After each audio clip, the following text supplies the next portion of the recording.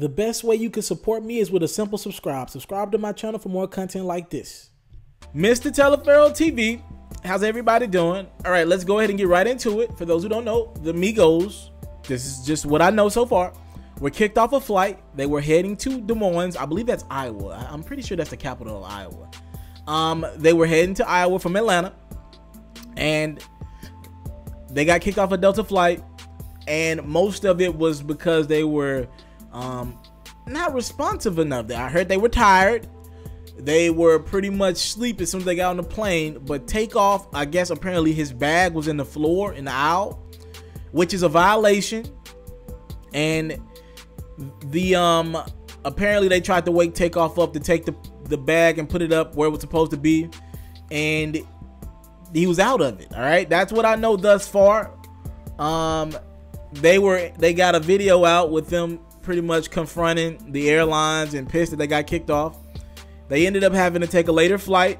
I'm pretty sure they made their show in time. I'm not 100% sure about that, but I'm pretty sure they did. But what I want to do here is protect racial profiling, because the Migos are claiming that they were racially profiled. All right, I get on planes all the time, and there are tons of black people.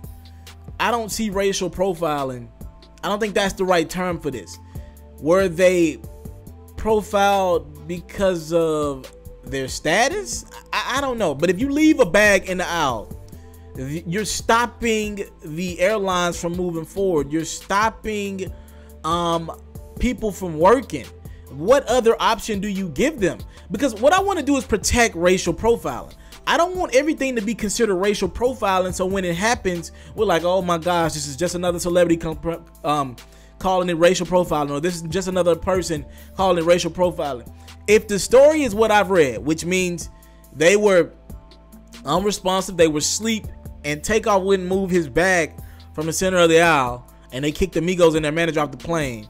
If that's the story, that's not racial profiling.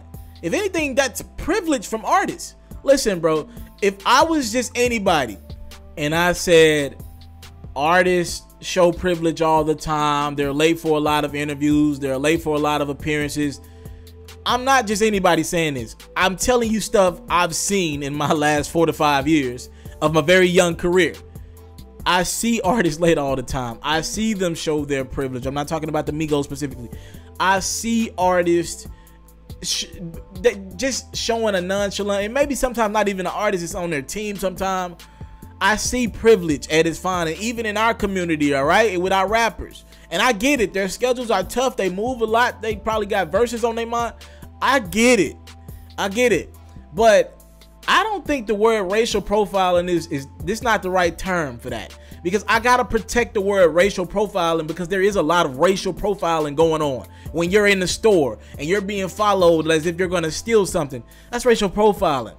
There is a lot of instances of racial profiling, and I just don't know if this is the one. And I want to protect the word, because the word needs to have value for us going forward when these instances do come up, and we do need to stop or take jobs from people who don't need to be in positions because they're racially profiling. I'm not gonna call this that. Then, and also I wasn't there, so again, 100% fact, I don't know what happened. But from what the Migos are claiming, right now, I will say this: if they got kicked off the flight, that seems a bit much if it wasn't a lot of warnings involved. But if they got warned and the bag was in the way, you're stopping business. You're stopping this airlines from serving customers, from making sure people were in the right positions. And I heard that they didn't put their seatbelts on. Look, I mean, what do you want me to say? You need to put your seatbelt on and move your bag out of the way. I always want to rock with my people, but I stand for morality and right or wrong. And this just doesn't seem that. It just seems like these are guys who got a lot of bread and didn't feel like following the rules. That's what it feels like to me. And I'm not that guy. I always stand with my people. But some things, if we want to invoke change, right, we got to be honest about shit too.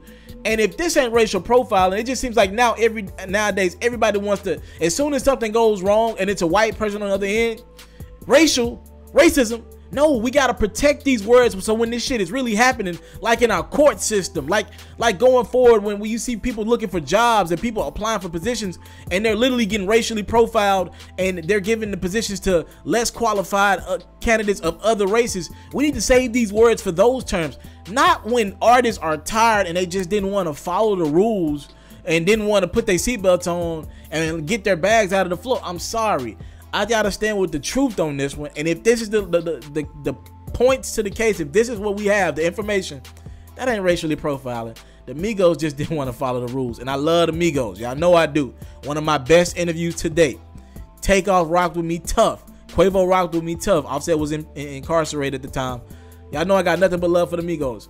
But we gotta also make sure we're protecting our words, racial profile and racism. Because these words hold weight to me, and I'm sick of it happening in our country. And if we start calling everything that, the words lose the value and the weight going forward. And that's not how we're going to evoke change, all right? I took it to a place, but I love doing that with my people. Thank y'all for the time, love, support. Don't take it for granted. Salute. Subscribe to my channel if you haven't done so. I'm out. I want to salute you, homie, you know, for building your own thing and doing your own thing, creating your own platform, your own website. I got one life to live out my dreams, and I'm giving this thing all I got. I interview celebrities. I talk sports. I represent the culture. Right now you're turning up on itsmrtaliaferro.com, shawty.